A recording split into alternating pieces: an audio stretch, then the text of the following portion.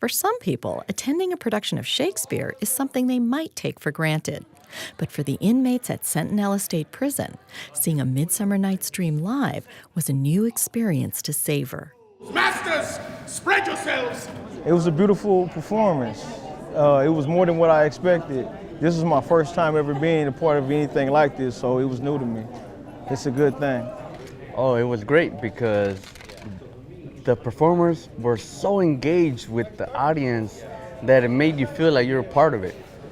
I will have Peter Quince write a ballad of this dream, and it shall be called Bottom Street, because it has no bottom. And I will sing it the latter end of the play before the Duke, peradventure, to make it the more gracious, I will sing it at Thisby's death. Those performers were part of Globe for All, which provides free performances of plays throughout San Diego, including in prisons. Last March, the Globe hosted a conference focused on Shakespeare in prisons. One of the participants was CURT TOFTELAND, founder of the Shakespeare Behind Bars program. The reason that I use Shakespeare is because he writes about every story that any human being could ever encounter, whether it's now or 400 years ago. And he writes about outsiders. It's outsiders and those on the margins of society that Tufteland wanted to reach. The Globe decided to do its own version of Shakespeare Behind Bars because one of its core values is to show that theater matters, and that it can matter to even those on the fringes of society. So it initiated 2 programs, Reflecting Shakespeare, which engages prisoners through classroom examination of the Bard's text, and Globe for All. Here they come now. Please enjoy William Shakespeare's A Midsummer Night's Dream.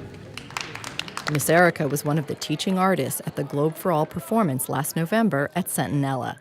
If you want to talk about theater mattering, having a direct effect on people, what we're doing here and what I have the privilege to do week on week with the inmates here at Sentinella, that's the heart of it.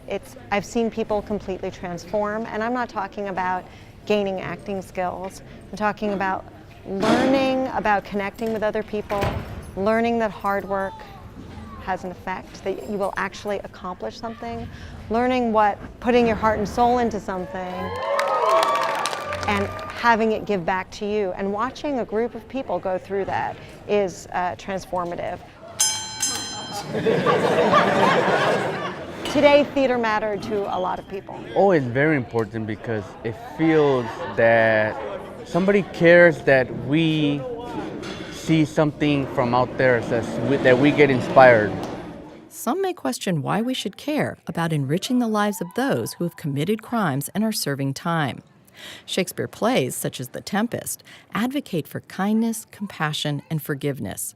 So perhaps Freedome Bradley-Ballentine takes his cue from the Bard when he says that those in prison are just people who have made mistakes and are paying for them, and we should do all we can to rehabilitate them. Most of the work that we do really centers on people taking stock in their life and using Shakespeare's words, because he talked about so many different aspects of the human condition to really apply to their lives and see a way out. We've also seen that it gives people a sense of worth. People like inmate SEPHEREN SCORZA. For me, this is very important. This is important because it offers an opportunity of change. It offers hope to those who may have lost hope. I really want people to know that these programs work, that these programs change people, that these programs reduce the recidivism rates. The Globe returns to Sentinella next month to once again show how a playwright who's been dead for 4 centuries can help teach inmates about empathy, introspection, and perhaps even about how to find a way to succeed outside of prison. Through its programs, the Globe is proving that theater matters, even behind bars. Beth Accomando, KPBS News.